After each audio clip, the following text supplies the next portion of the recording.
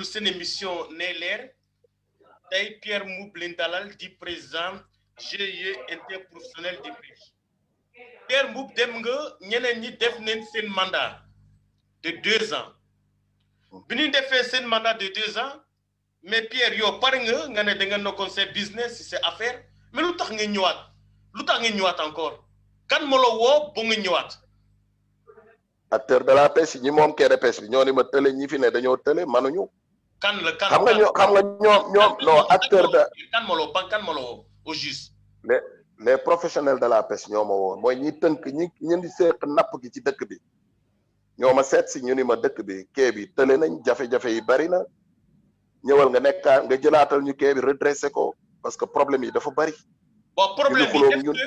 est-ce que man nga nu lim lu tax nga ne tële nañ nga waxoo lu benn lu tax amoon ay xam nga tële bi ñu jëkk a tële mooy dañu xamul gestion bi d'accord nan la ñuy gérer parce que gérer caractère daf ci bokk ak communication ak sensibilisation ñoom seen gestion dañ ko defoon gestion xuloo ak xeex ak wane pouvoir. mooy wane pouvoir mooy maa fi ne wàcce wuñu woon seen bopp pour mën a communiquer ak nit ñi man ci sama gestion loolu laa wuutee ak ñoom nit ñi dañ ma respecté nag ku ma woo kaay ma wax la bàyyi lii defal lii dañ ma koy defal bu problème amee bu ma wootee ñëpp dinañ ma wuy si pour ñu waxtaan pour saafara problème xam nga dal mooy régler problème ak nga am diplomatie tamit nangu nit ñi respecté la ba pare sa comportement rafet ngay sañse bu rafet di am design dafa bokk ci nit day tax ñu respecté la waaw loolu laa bokkul ak ñoom dama bokkul ak ñoom yoon wu ñuy doxe daal moo tax loolu tax nag nit ñi xëy na ñu xool ni man bi ma fi nekkee rafet na problème yi bariwul ñu wooluwaat ma pour ma jël xam nga ñu folli la ba pare falaat la yombul foofu rek buñ fa taxawee ñu xam ni man ak ñoom bokkuñu yoon loolu nag moo tax nit ñi dem jëliwaat ma indiwaat ma nekkaat ci liggéey bi te ba ma fa nekkee ba léegi wax dëgg yàlla day jàmm ak salaam moo fa am. waaw ak après liggéey. waaw nga dem nu wooloo nga ñëw ci élection en 2013 ah 2013 na élection yooyu ban année la woon. wooluwaat ma. ban année la woon élection yi c'était en 2014 2015 ah.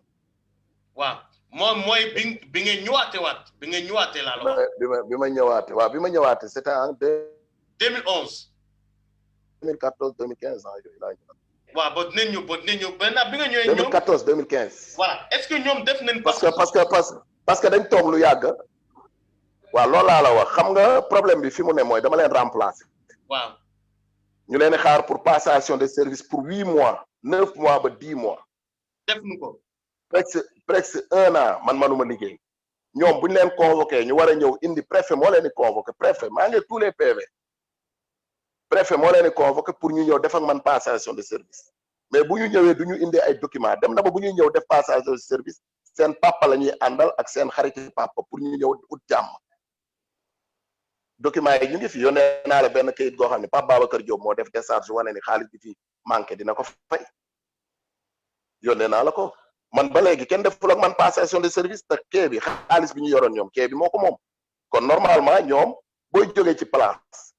kii versé trésor mairie man bi ma fi jëkkee ne dama versé ay quittance bés bi may def ak ñoom passation de service dama leen ko jox à la préfecture boo xoolee sama document de passation de service mi ngi ci biir luy matériel bu ma leen war a jox dama leen ko jox këyit gu ma leen war a jox dama leen ko jox même këyitu GIE bi statut GIE bi ak règlement intérieur u GIE bi dama leen ko joxoon ba léegi delloowuñ heureusement nag man damaa xarañ damaa ko photocopier woon jox leen photocopie bi denc original bi parce que xam naa ne bu ma leen joxee original bi dañ koy réeral ci jamono yooyu ma denc kayit yi yor yenn kayit yi moo tax tey amuñu jafe-jafe yenn yi mais man bi ma dellusee li ma leen joxoon yëpp amul dara luñ ma ci delloo ba fii ma taw di wax ak yow defuñu ak man passation de service waxuñu ak man dinañ dem def nañ réunion lu mat 4 réunion 5 yónnee naa la convocation réunion. mais pourquoi yëpp masuñoo def ak man passation. mais pourquoi bëgguñoo def passation ak pendant 9 mois. waaw parce que erreur yi moo bari. parce que mujj gi kilifa dëkk yi Pape Babacar Diop transporteur Wee Ndiour délégué de quartier cité millionnaire ak Pape président bi fi nekkoon ñoom ñoo àndandoo ñëw ak ay magam ñu daje à la mairie salle de délibération bu mairie boobu booy bi ñu ngi ko arrêté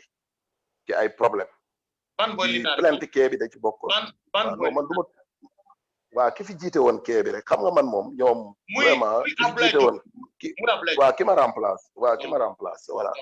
léegi ñu daje salle de délibération bi nekk mairie fa la ñu waxtaane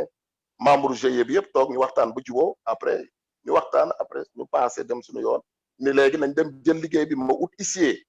dama ut huissier constaté li fi ne ba pare ma doog a dem ci kee bi commencé pendant 10 mois presque 1 an voilà diire na ko loolu bi nga commencé liggéey Pierre bi nga commencé liggéey parce que am nga loo ma envoyé muy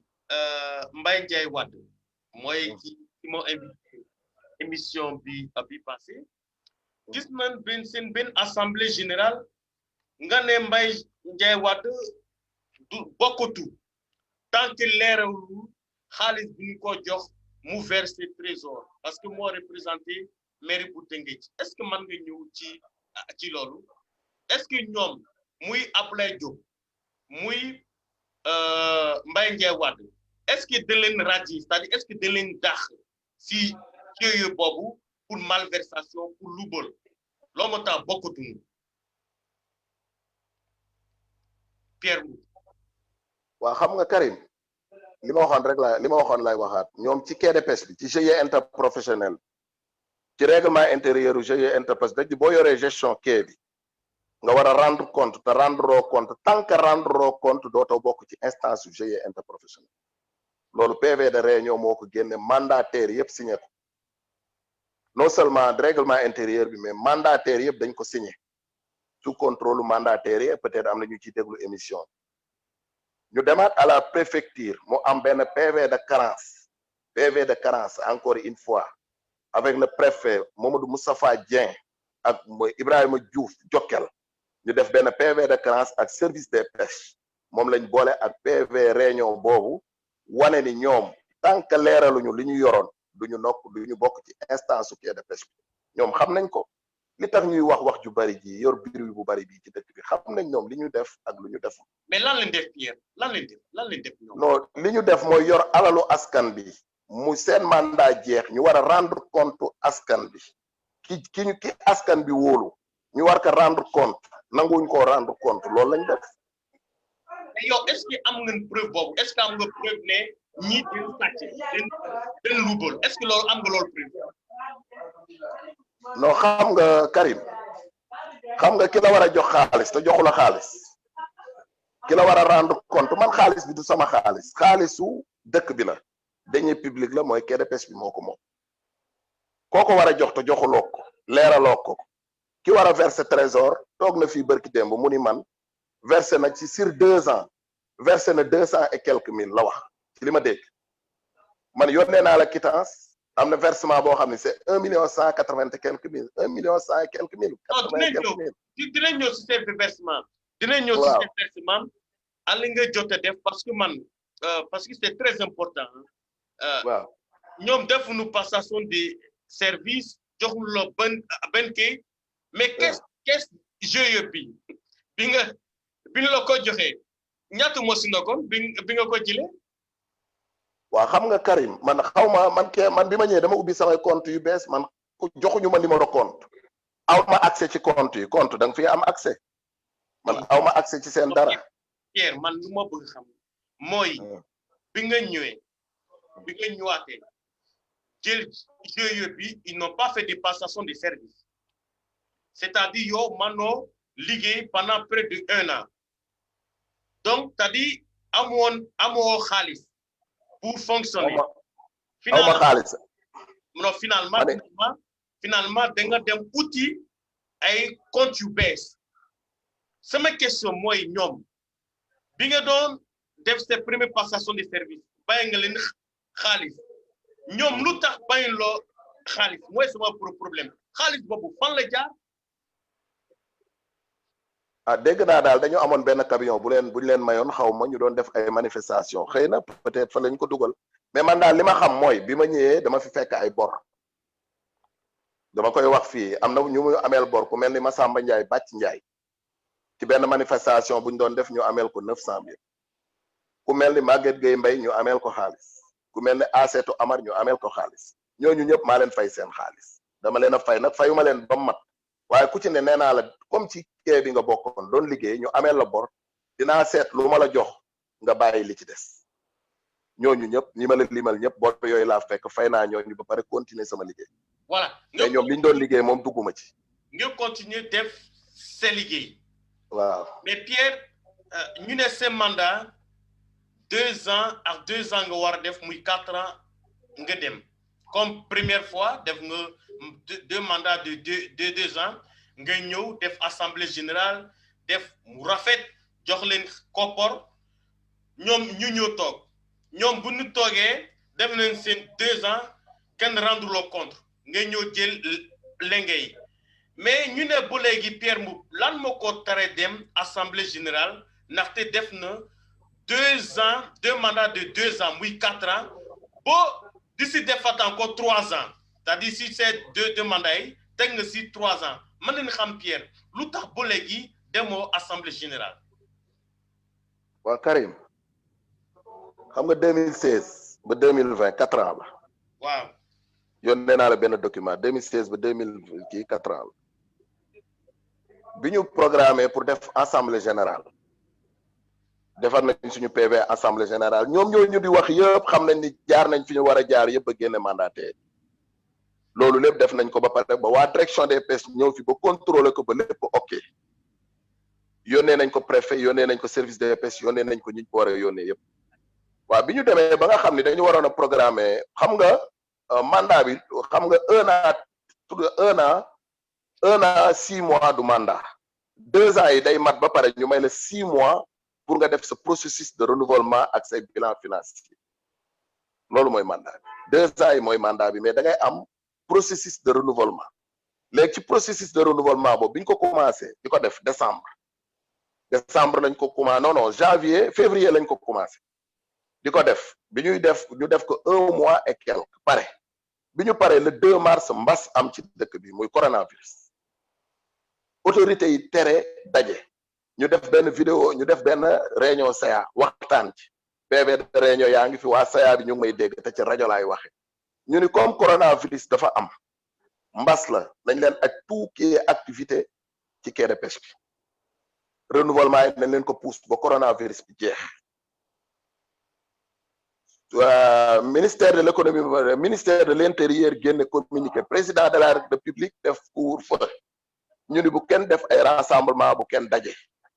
waaw bu loolu amee ministre bi ñu demee ba affaire yi xaw a wàññeeku ñu bëgg ko def ministre de l'intérieur génne waat beneen communiqué ñu ni kon nañu arrêté ba coronavirus jeex CA bi ñoo ko wax en l'unanimité bi ñu validé dossier bi ba pare ñu dem toog ma dem ci autorité bi préfet waxtaan ak moom la ma waxante ak moom wax naa ko ak moom ñuy toog di xaar parce que bu ñuy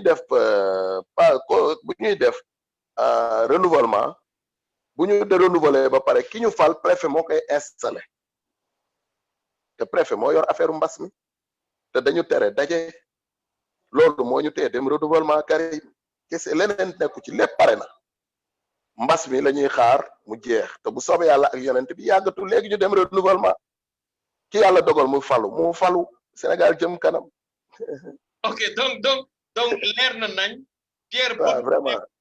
Pierre bëgg na dem assemblée générale. mais xam nañ ko ñoom coronavirus bi moo tax ngeen ak waaw mais yëpp pare na. waaw yëpp pare na ñoom xam nañ ko xam nga ñoom xam nga bëgg ay wax ak bëgg bir bi ku ne xam na ni Sénégal jamono yi ñu génn yëpp kenn mënu fi def dara ñoom xam nañ ko ñoom xam nañ kan mooy Pierre Mboup man taxuma ci dara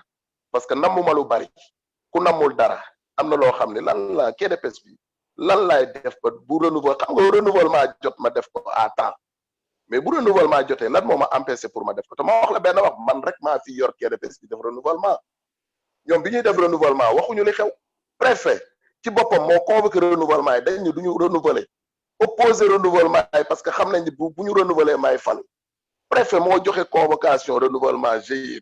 te man bu may renouveler may convoqué nit ñi ut place def lépp ba mu rafet man masuma def renouvellement moo am problème parce que man dama am diplomatie nag dañ maa yar. ok maintenant Pierre mbas bi moom moo tax ñu aji affaire yi maintenant Pierre am na ci biir GIE bi ñu ne 25 membres loon mais yow def nga ko ba mu dem 40 membres nga taye ko si mesure c'est-à-dire suñu demee assemblée générale xam ne que mënatoo présenter est-ce que mën nga présenter waat Pierre ou bien statut dara fa changer diggante boobu. waaw xam nga Karim damay jëkk a ñëw ci 25 mandataires. waaw Karim boo demee quai de pêche Mbour 100 mandataires la boo demee quai de pêche Joal quai de grande quai yo mandataires yi noonu lañ toll. c'est que mandataire mooy ñiy fal comité directeur bi mooy doon 25 mandataires c'est que ñoom xamuñu dara ci affaire quai de pêche parce que defuñu ci formation dañoo falu rek ñëw toog kee da nga koy xam pour mën ci liggéey comité directeur bi lañ la wax président bi ba ci commission yi mooy doon 25 personnes mais bu ñuy fal mën nga jël sax ba 100 personnes bu la neexee mais bu ñu falee ba pare ñooñu dootuñu bokk comité directeur bi mooy exister ñoom ñooy doon CA bi ak comité restreint de gestion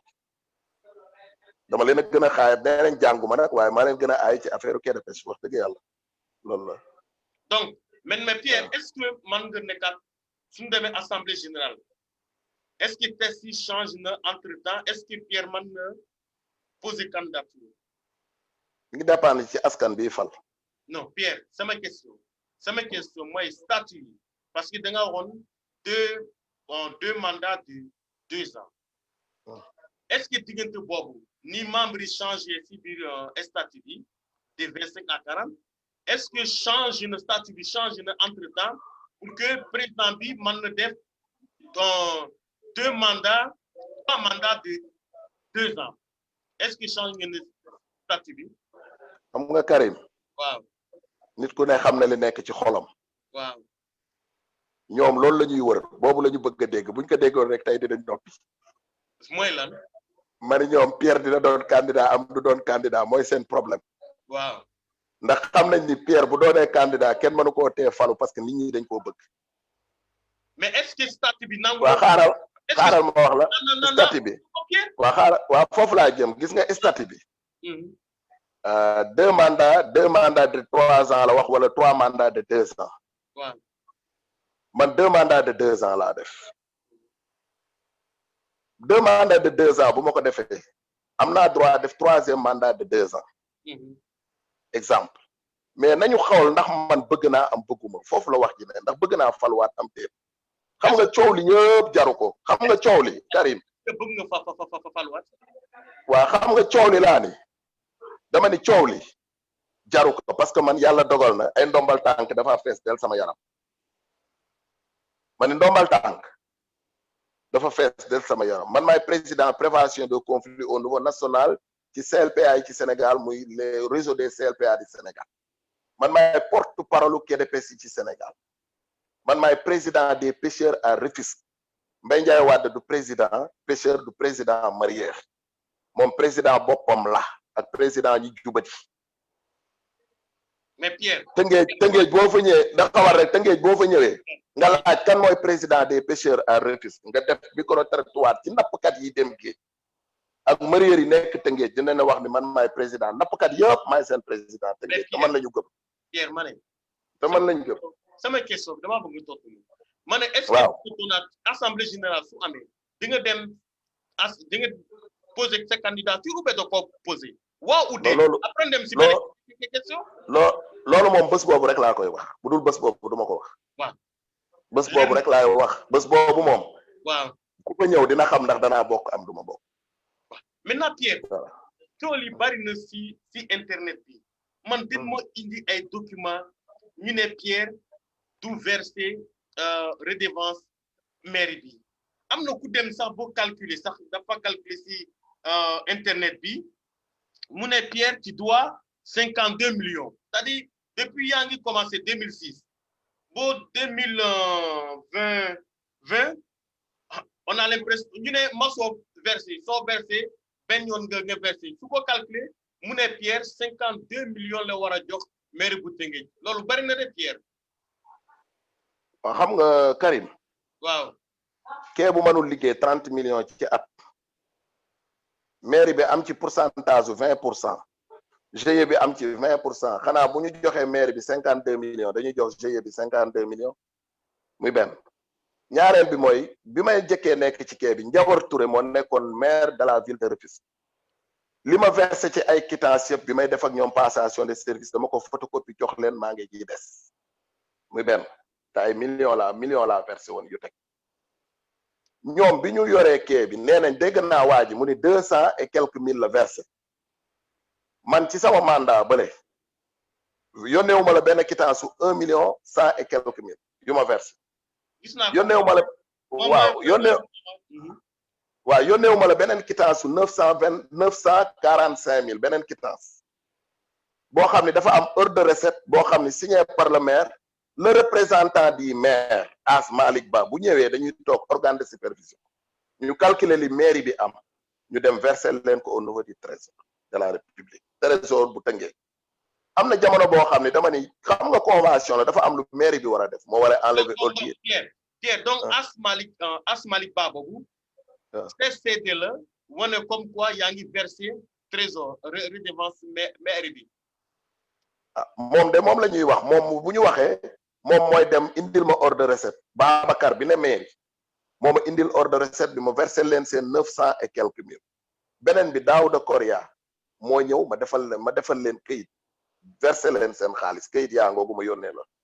am na lu ñu leen waa taxawal. waaw Daouda Koria ak son maire lan la ut si que de pêche bu. non dafa maire def le représentant maire la fa. moo tax am na droit ci quai de pêche bi quoi. ok maire moo bind lettre ni moom ak As Malick Ba ñoo ko représenté ci instance léegi beneen bi ci topp mooy ci quai de pêche bi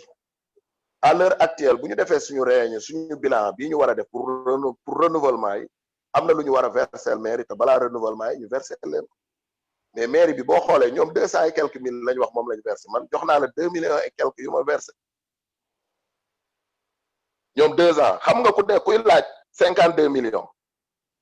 versé mairie 200 et quelques mille ah ñoom xanaa ci mandat bi ñu def amuñu 52 millions yu ñu jox mairie bi xam nga kii def loolu benn waay la boo xam ne tekkiwul dara lay seen la dama lay wax tur man maay Pierre Mboup King wala King lay seen moom mooy wër ci dëkk bi di yàq ay deru nit man nag ku tekkiwul dara ci dëkk duma la tontu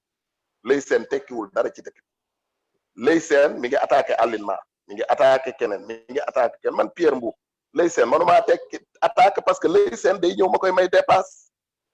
lay seen ay carax lay sol ni mu mel gis ngeen ko dafay attaqué nit pour nga may ko xaalis man lay seen dama ko doon may xaalis par Adramé Sarr commissaire la xaritoon daan ñëw kër Adramé Sarr di ma ñaan si xaalis lay seen da doon waaxu ñëw sol t-shirtam ak tubéyam bu ñuul mu ñëw ma may ko dépense sama rakk xam na loolu Jibril Mbu lay seen loolu rek laa seq ak moom mais du ma ko tontu parce que du nit ku tekki dara man nit ku tekkiwul dara du ma la tontu te bu dul woon sa émission bi kenn du ma dégg ma wax ci li ma lay seen di attaqué non parce que lay seen mooy def loolu damay wax turam bu ko neexee mu kii ma jox ko preuve yi am naa preuve parce que am naa ay moyens pour vérifier man Pierre Mboup yor naa dara lu ma mën a vérifier ku may attaqué mais Pierre li nga wax nii accusation nga tu peux pas dire ki nekk ci internet bi di wax si yow. yow sax da lay attaqué yow Karim da lay attaqué lay seen la Karim am na loo xam ne kenn du fi ne di ko ragal man li may wax xam nga man lan laa wuteeg doomu aadama yi. xam nga nekku fi xam nga nekku fi.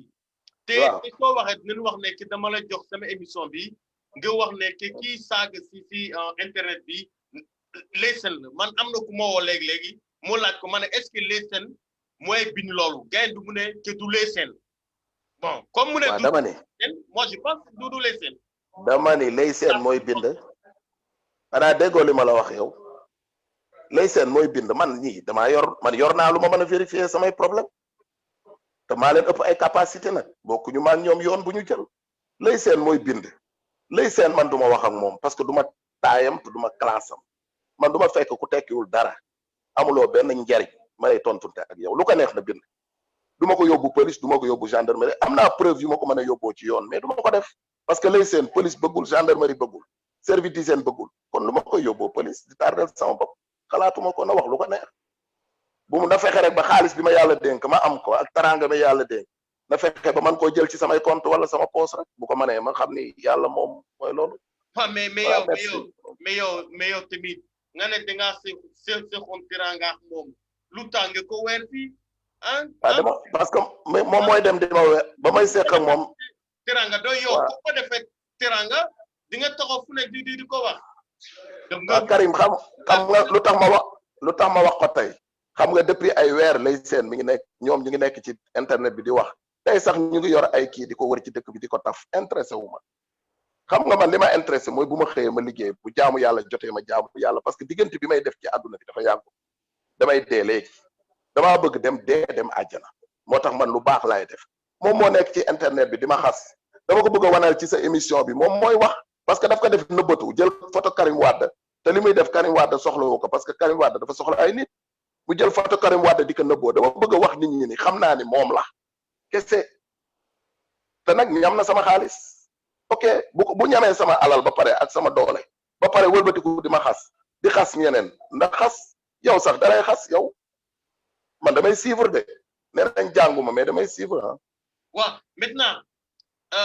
kii di Mbaye Ndiaye Wade mu ne mooy président des pêcheurs et mareyeurs de Rufisque mais Pierre am na fii GIE interprofessionnel am na à côté président des pêcheurs et mareyeurs du Sénégal de Rufisque Mbaye Ndiaye Wade mu ne yow sax demoon nga ci assemblée générale bi nga yeggee ne que moom leen fal da ngaa dem sa yoon loolu mooy lan est-ce que mën nga ñëw ci loolu. est-ce que li mu créé moom. est-ce que li mu créé waaw man baal ma li mu créé. xam nga Karim est-ce que mën na bokk ci GIE bi interprofessionnel. laaj ko ndax dugg na ci. dañ koy laaj bi mu gàddoo ay kayitam di wër ndax dugg na ci GIE bi dugg ci de. donc lan moo ko loolu rek la xam. lan moo ko tere dugg. nga man moom ci GIE interprofessionnel bi moom ak GIE am boobu dugguñu ci te boo bëggee xam kan mooy président des pêcheurs à Rufisque da ngay ñëw Tëngéej nga dem ci tefes gi nga laajte ko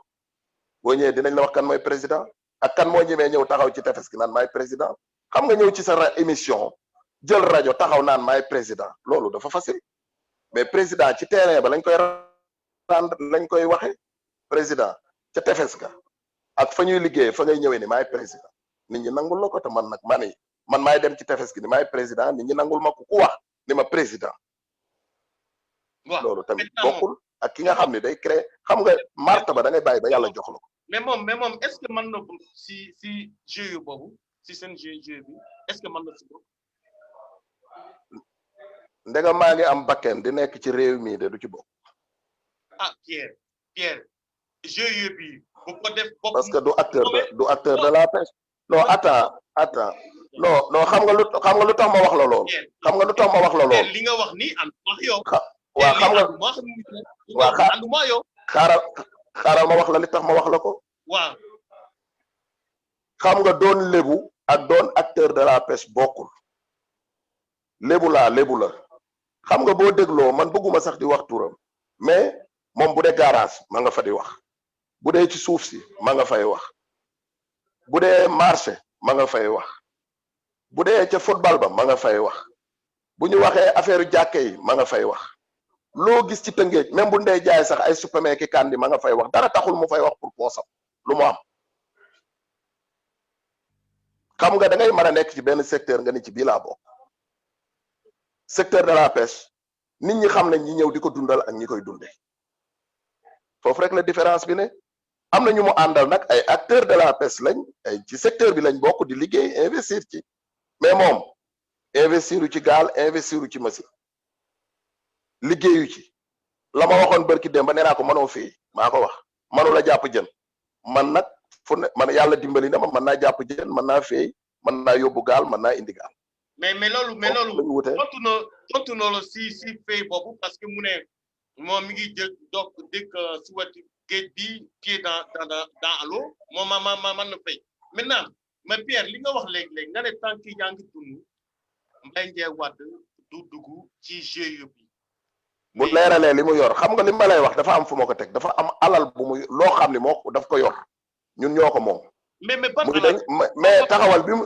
bi muy ñëw ci kee bi mairie ñoo ko fi indi woon du acteur la fi ñëwee woon du acteur la fi ñëwee woon mairie ñoo ko fi indi woon léegi nag dafa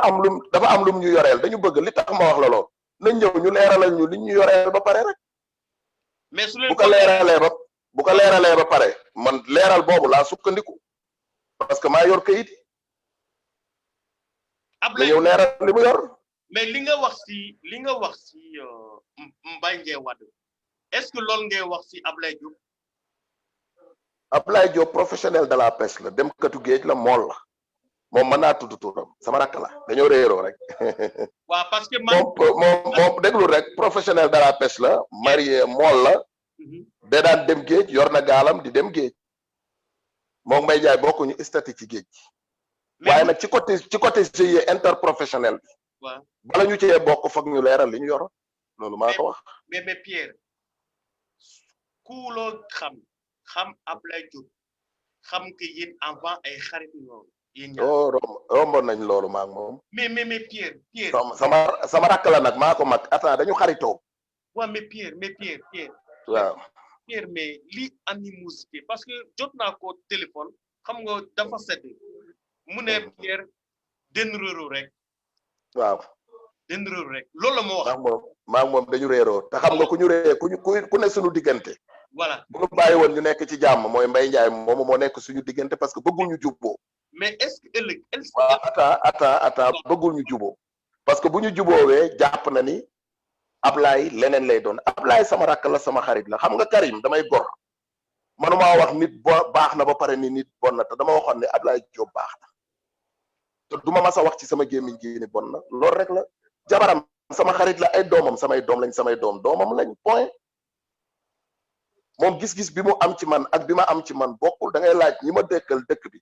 maa moom waxtaan nañ ba tey pour réconcilier wu am jàmm nekk ci jàmm ak salaam mais manul ne parce que xam naa ni Mbaye arrangé wul Mbaye Ndiaye Wade fu mu amee rek Mbaye Ndiaye dina ko yàqaat loolu rek la leneen amu ci mais moom sama rakk la sama xarit la non loolu moom du problème maa ngi moom amuñu problème. ok parce que loolu laa bëgg a dégg. loolu laa non loolu amuñu non doo ko dégg ci man du ma mas a wax ni bon na nag. waaw et man c'est vrai am na ñu bari commentaire yi bari na Pierre commentaire yi bari na trop si internet bi man moo jël question yi dañ ma baal parce que man tamit am naa question yu ma posé Pierre te su ma bëggee jël ñoom seen question bon émission bi bon du jeex te man suba. Pierre nga invité nag da nga waroon a yokk temps bi. non Pierre man ko war a liggéey. da nga invité nag wane king bi nga invité da nga waroon a yokk temps bi. Pierre lu ci licence de pêche mais Pierre dañ la convoqué dik lan moo waroon nu convoqué la dik gëm géej que ni ñi yor géej gi ñu ngi yàq géej xam nga fu ñu demee ba géeju Sénégal am crise bi mu am ci jën man ma bokk ci leader yi au niveau national bokk ci kuréel yu mag yi au niveau national gëm napp gi nag gëmuma ñu jaay sama bopp ñu jox ma alal pour napp gi ma koy sàggane moo tax ma taxawaay bu ñu fi naree signé ay licence de pêche ma taxaw bañ man bu ma nangu woon licence de pêche heure bi fekk na yor naa millions yu ëpp yi ma yor mais man gëwuma licence de pêche dama bëgg nappkatu Sénégal ci 718 kilomètres yi muy Cap Skirring ba Ndar dama bëgg nappkat yi nekk ci jàmm ak salaam ñu investir ay gaal ak machine ci napp cosaan gi ñu bàyyi leen ak réew mi ñu liggéey parce que réewum Sénégal bu ñu sàgganee ba jël géej gi jox ko riche yi jox ko Union européenne jox ko chinois yi ak plus que bateau Sénégal pavillon Sénégal yi fi ne dina dem ba nappkatu Sénégal yi bëgg a gis jën mu jafe leen te ci géej gi nag dama bëgg nga xam ni dafa am kër yoo xam ni bu ñu amul jën bu ñu demul géej ñëw teer seen gaal am jën du ñu dund du ñu lekk ba pare Sénégal doon dëkku napp ñun ñoo ko jàngal Mauritanie jàngal ko Guinée Bissau ndax dañu war a seetaan ñu jël jën wi jox ko européens yi wala chinois yi wala ñeneen ñu dem lekk ko yóbbu alal ji seen ay compte bàyyil ñu fi désert loolu lañ bañ parce que Sénégal dafa am ay nappkat loolu rek moo tax ma nekk ci combat boobu ànd ceeg ay gor nag yu bëree bëri ñu ànd di ci xeex. donc loolu moo waral nu convoqué la DIC. ministre waaw ou bien quelqu'un je comprends pas lo def non xam nga convocation dik yi dafa am ñaari marieur yoo xam ne du ma tudd seen tur ñoom ay marieur lañ dama leen wax ni leen marieur day waa ata maa leen taakale non du ma saaga waate man dañ maa yar kari bi yooyu ñuy wax ay sos la rek waaw xam nga dik téléphone yi boo ci saaga boo demee Sonatel ñu xam ndax yaa saaga am déet li ma leen wax ci cérémonie bu ministre bi nekkoon laa leen ko waxee dama ni leen ay marieur ngeen manu leen a féey de leen xaar ba jën wi ñëw ngeen jënd ko yàpp ko ci oto dem jaayi ko bu dee ay marieur ngeen mais li xew ci géej gi bu leen ci dugg te seen yoon nekku ci dama bëgg affaire géej gi ngeen noppi ci bàyyi ko ak mool yi fu ngeen dem ni yéen a jiite marieur yi ak pêcheurs yi te jiite wu leen nappkat yi ci Sénégal loolu man maa leen ko wax attaqué leen ñu dem sos ni dañ ma yóbbu dik mais buñ ma yóbboo dik ma dem ci enquête bi ñu may laaj ay licence de pêche kon veut dire y a quelque chose te coow yooyu yi war a dem maison de la justice wala ñu dem régler ko ci police dig di instance boo xam ne dafa war a régler problème yu rëy ci réew mi kon y a problème pour dire dañ ma doon buntu xatal pour ma ragal bu ne dig nga ragal mais man du ma ragal man bu ma tooñee nañ ma jàpp dugal ci kaso bi amul problème parce que doomu aadama laa gënuma ñi nekk ci kaso bi gënuma leen non non erreur rek moo leen fa dugal donc yow yàlla dimbali na ma nag maa ngi nii di dox yow dig dala entendre nga wax fii en exclusivité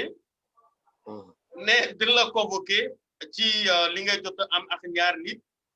si suuf ñu ngi la poser ay questions sur licence de pêche mais Pierre waaw daf ci bokk non dama ni ci biir question yi gis naa Greenpeace waaw allez-y gis naa Greenpeace ne chinois yi bin confinement amee ministre bi c'est pas fan la chinois amee licence yi ñoo caxate suñu géej ci wàllu confinement bi est-ce que yaa ngi confirmer li Greenpeace wax ou Greenpeace mi ngi confirmer li nga waxoon man maa waxoon wax ji man maa yàgg di wax ji di ko wax ànd ci ak ay nit Greenpeace dafa ñëw confirmer li ma waxoon gën ko dëggal te li Greenpeace wax laa dëggal mooy li am man Pierre Mboup déggoo li ma la wax li Greenpeace wax keroog bi Greenpeace génnee document bi chargé de campagne Greenpeace ooma daf ma félicité chargé de campagne Greenpeace moo ma félicité ma au nouveau Sénégal ki nekk Sénégal kon man li may wax ragaluma ko li Greenpeace wax man dama ko gën a confirmer ni mooy dëgg parce que caxat ñu ngi caxatee suñu géej ay chinois ñu ngi fi di napp mais explique-moi fu ñu jëlee licence bi ci chinois yi fu ñu ko jëlee ku leen ko jox chinois yi fan lañ mën a jëlee licence kan moo fi signé licence ministre bi mooy si ñoo bien lan Alioune Ndoye waaw mais moom moo war a signé licence bi wala mu dem saytu ji géej gi xool ku leen signé licence moom moo am boobu pouvoir ak ay direction bu dee ñoom signé luñ leen licence te ñu nekk suñu géej di napp Karim mais lan moo ci war ci moom lu dul mu dem seet kan moo leen jox licence wala mu nekk suñu géej di napp mu jël navire dem jàppaleen indi leen alamaan leen mais mënuñu gis chinois yi yónnee naa la benn bateau yónnee naa la benn kii chinois boo xam ni marin bi moo nekk ci bateau bi di saaga chinois yi naan chinois yi ñu ngi yàq suñu géej yónnee naa la ko gis naa te mi ngi ci internet bi di daw waa léegi ñu ni chinois yaa ngi ci géej gi yow buñ la dénkee géej gi nga am ay bateau am ay service waa léegi buñ nee la da nga signé ay licence nga ni signé wu ma ko ñu ni chinois yaa ngi ci géej gi di napp yow doo jël ay navire nga dem jàpp chinois yi indi leen wane nit ñi signé lu ma leen ay licence nappuñu fi Karim yow sa kër ku fay dugg dina la neex sa kër googu nga nekk France xanaa kalaa faa dugg dina am sa autorisation sama kër gi ma toog di def ak yow émission bi de kalaa fee dugg dina am sama autorisation mais ministre de l'économie maritime moom lañ dénk géej gi nag Karim président Macky Sall moom la ko dénk kon moom moo ñu war a saytul géej gi fexe ba géej gi am jën ministre de la santé bi ñu feebaree moom lañ jox mbirum feebar bi kon ministre bi yor wàllu napp gi bu napp gi amee jafe-jafe moom la ñuy waxal loolu rek la. ok Pierre Mboup gis. waaw liggéey nga am ministre yu bari Pape Diouf Oumar Gueye Aminata Mbengue Ndiaye Alioune Ndoye j'en passe kan nga si gën a déglu a ci ministre man awma ministre bu ma do man awma ministre bu ma déggol géej gi laa déggol ban ministre moo doon taxaw di soxlo mareyeur yi ak pêcheurs yi ak di benn ministre laa fi gis koo xam ni da doon dialogue normal muy Djibo Leyti Ka ak ki dëkkoon yéen nu mu tuddati ki dëkkoon yéen ministre bi dëkkoon yéen damay fàtti turam man fekkewuma jamonoom lu bari waaye mag ñi wax nañ ne Alsane Jëli Njaay wax nañ ne liggéey na mais ministre Djibo Leyti Ka boo déggee ma wax loolu mooy moom dafa bi mu dee def passation de service ak Souleymane Ndéné Ndiaye daf ko wax ni boo bëggee bañ coow topp la ci ministère bi na nga moytu licence de pêche Souleymane Ndéné Ndiaye moo ko waxoon Djibo Leyti Ka nag dama gisoon ni moom bu ñëwee day déglu ñëpp lay déglu même bu demee ci jataay bu kenn waxee mu ni bàyyi leen ko mu ñëw ma déglu ko mais Oumar Gueye dégluwoon ñëpp non man déggoo li ma la wax dama lay wax ni la ministre Djibo Leyti Ka da nga ma laaj ministre Djibo Leyti Ka mooy ministre bi ma gënoon déggool ci napp gi parce que li tax ma déggoo woon ak moom da doon déglu nit ñi loolu laa bëgg mu leer beneen bi ci topp mooy man xaritoowuma ak ministre man géej gi laa xaritool ku ñëw defar géej gi ma ànd ak yow ku bëgg a yàq géej gi ma ne la doo ko fi yàq mais ban xaritoowuma ak ministre parce que soxlawuma xaritoog ministre man lan laay doy xaritoog ministre man géej gi rek ma ñor mais nan la gisee parce que ci biir département bi Oumar Gueye yor na ministère de la pêche moom nan nga gisoon liggéeyam parce que am na ñu wax ne chef détracteurs yi ne Oumar Gueye dala jox doole yu bari loo ma tax lu la neex nga doon def non man Oumar Gueye mënuma jox doole parce que man li ma yor kenn faluma ko askan bi ñoo ma koy fal leneen li ma am maa ko liggéey parce que man ci société pétrolière laa nekk di liggéey nekk fa directeur xam nga dafa am ko la wax barki dem ba jànguma man MK Excellence lay liggéey ma nekk fa directeur division pêche waaw mais dinañ ñëw si loolu voilà kon man kenn mënumaa jox lu ma amul ki may liggéeyal moo ëpp ñi ñëpp alal bokkul ak ñoom sax alors acca waaw donc wax nga ke Oumar Gueye joxuloo doole mais gis nañ si station yi ci quai de pêche yi maa ngi gis ay station maa ngi gis sax c'est benn photo sax ngeen nekk si benn fu ñu defee essence est-ce que mën nga ñu expliquer loolu est-ce que loolu GIE bi moo ko def ou bien c'est propre entreprise mooy li ngay yëngu ci wàllu hydrocarbure moo ko def waa xam nga waa Tëngéej dafa am ñu ma umpule des fois sax da ngay dégg ñu naan li mu yor fa ci quai bi la ko jële wala fu mu ko jële man il y a 10 ans damay liggéey ci benn société bu tudd MK Excellence ma bokk ci membre fondateur yi borom kër gi ci ñu mu jëkk a contacté ànd ak ñoom di liggéey ci laa bokk ba fii ñu toll ma am fa nag lu am solo ñu respecté ma gëm ma bokk naa ci ñi ànd ak société bi di ñëw ba expliqué rek waaw bés bi ma borom société bi ne dama laa bëgg a def directeur ma ni ko comme li waa ji waxoon ne ma ni ko jànguma de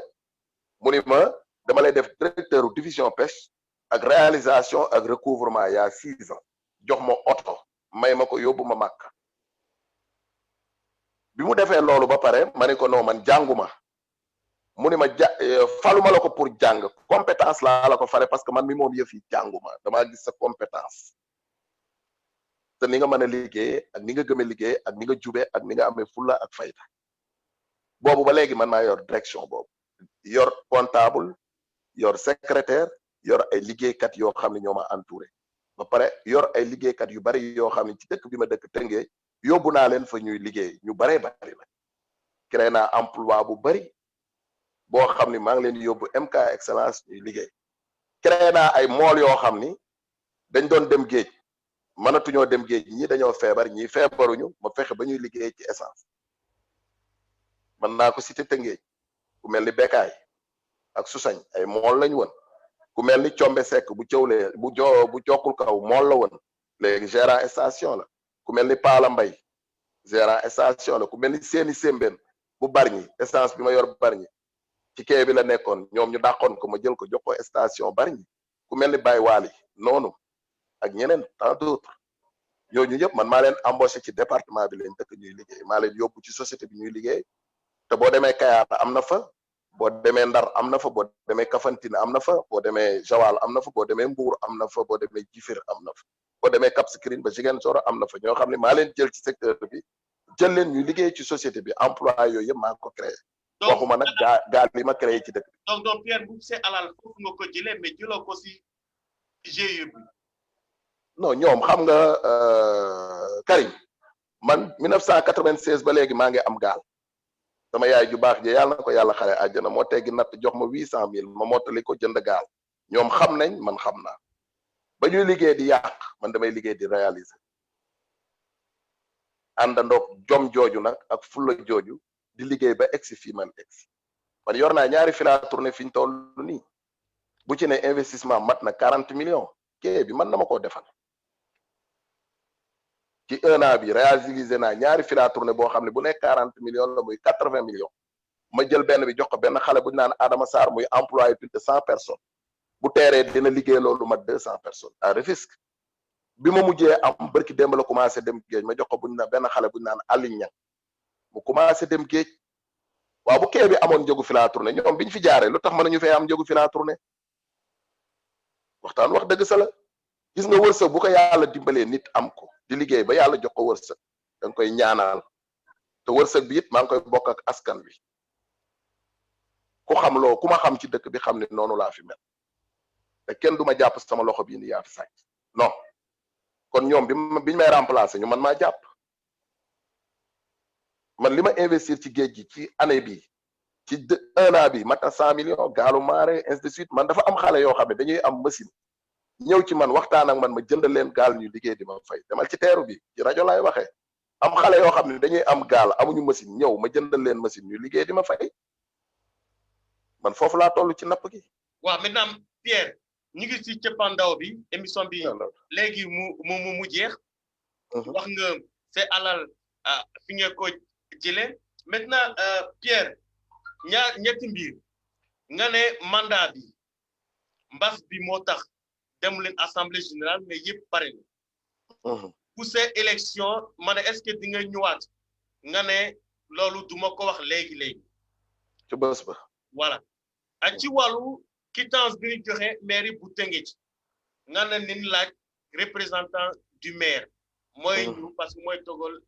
mairie bi. bu dee am na fa 52 millions am déet dina ko wax moom. voilà nañ dem laaj ko moom dina ko leeral. leeral. troisième bi nga ne ba nga am bakken. Mbaye Ndiaye Wade du dugg ci GIE bi tant que leeralul lu mu leen amal. waaw. ñu maa ko wax de. yaa ko wax. waay. Ablaye Diop di sa xarit da ngeen réeroo. muy sama dernière question. est-ce que bés man ngeen ñëw yéen ñëpp ngeen toog muy acteur de la pêche xool développement quai de pêche bu Tëngéej ñi auto yi stationné baaxul question yi bari na fii ni quai bi mel am na ay question qui peut-être émission bi su jeexee tu auras le temps de voir ñi ñëpp ngeen toog pour le développement de la pêche à Rufisque ñi acteurs yi toog ñu bokkul ñi xam ne duñu acteur comme li nga wax léegi duñu si bokk mais acteurs yëpp toog xool le développement de la ville de Rufisque et le développement du quai de pêche loolu tontu si loolu pour tëj. xam nga Karim. waaw. ñun taalibe Serigne Touba lañ. te lu Serigne Touba amul woon ci àdduna bii duma ko am. dëgg la. ci xeetu Seydina Mohamed laa bokk. lu Seydina Mohamed amul woon ci àdduna bii duma ko am te Serigne Touba lu mu am muñ ak ko may man damaa war a muñ ñëpp jaar sama kaw ma jàll dem te ku ma xam Tëngéej day xam ni médiateur laa lu mu metti bu nit ki ñëwee ma téye ko uuf ko parce que conflit yi ma yor ci nappuk Sénégal ngay laajte kooku benn la ñaareel bi mooy Ablaye Diop li ma la waxoon laa lay wax du ma ni la baax na ba pare ni la bon na non sama rakk la dañoo réeroo doomam samay doom lañ samay doom ay doomam lañ loolu rek la moom man naa wax ci moom beneen bi nappuk Tëngéej man ak Ablaye Diop dañuy bokk ay instance ci CLPA bi moom ci la bokk day ñëw toog ma toog mu wax idée ma wax sama idée après ku ne te duñu werante ku nekk jóg dem am na ci ndaje yoo xam ne dañ fay daje tamit ci ndeppe 1 mooy président bi man maay président commission des finances woowatuma réunion sax waaye loolu garaawul sama rakk la jégal naa ko loolu amul problème ndeppe gi ñu bokk man ak moom ci bureau bi la bokk ma bokk ci bureau bi dañ doon toog di waxtaan di échangeante kon yooyu amul problème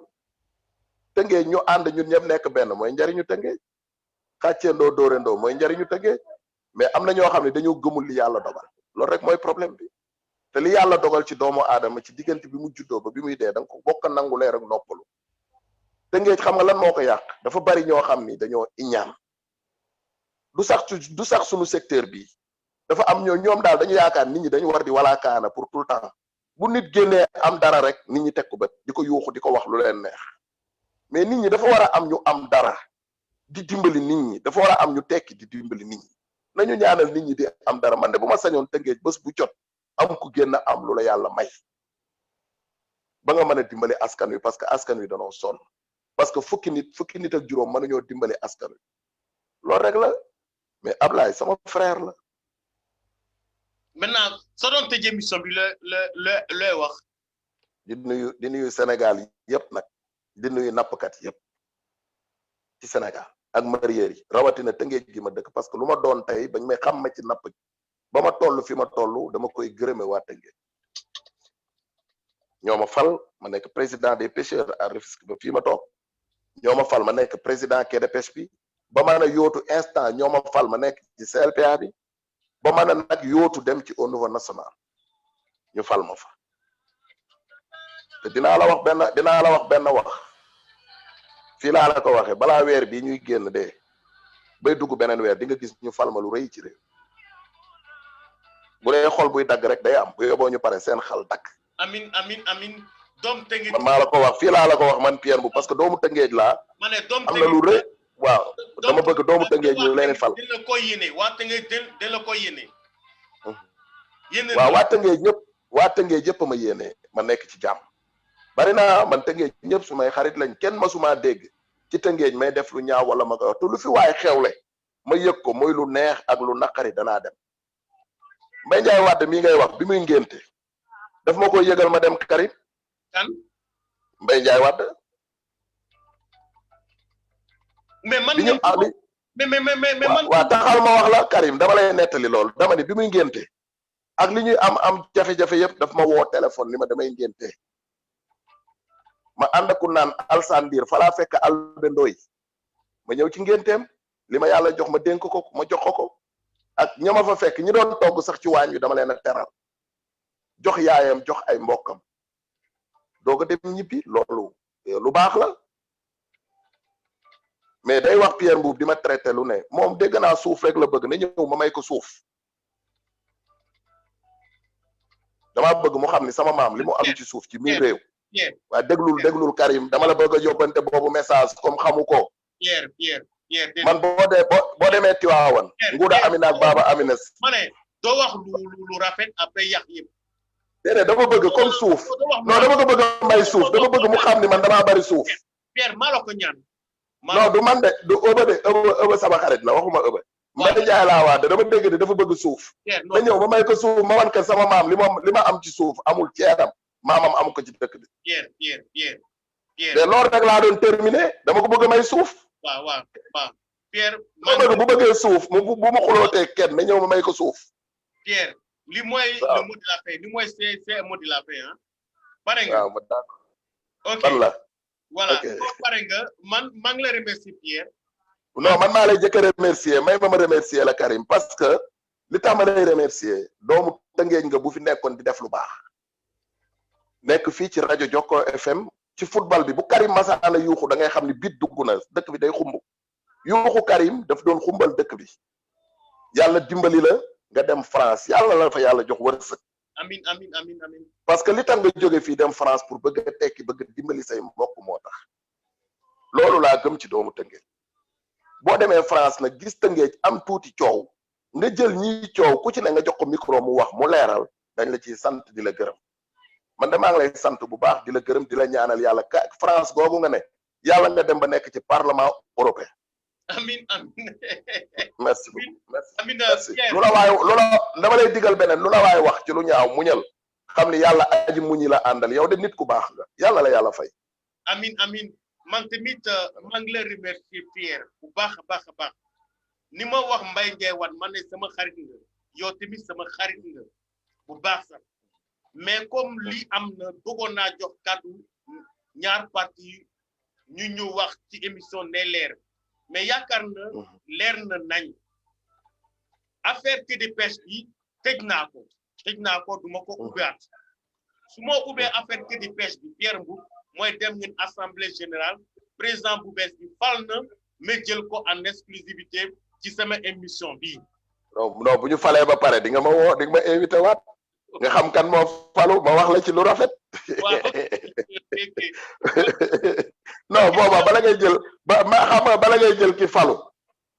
waaw xam nga mën na doon sax man parce que comme ñoom loolu la ñuy bañ a dégg mën na doon keneen. mais bu boobaa man ngaa jël boo jëlee ki falu bu dee faluwu ma nga jël ma tamit ma wax la li question bi nga mu posé woon ma leeralaatal la ko. ok maa ngi remercier ñëpp muy Souleymane Sey muy Victor Victor nekk fi France. Victor sama rakk la saay la Souleymane Sey yow. samay rakk rek ngay liggéey ndoom Karim. maa ngi gis Mamadou Sène peut-être xam nga kan la moom tamit BG moo tudd Anna Gorgui Boy mooy BG bu Médine tamit Pam Ndiaye Khandiou ay Tawfekh ay Samba Si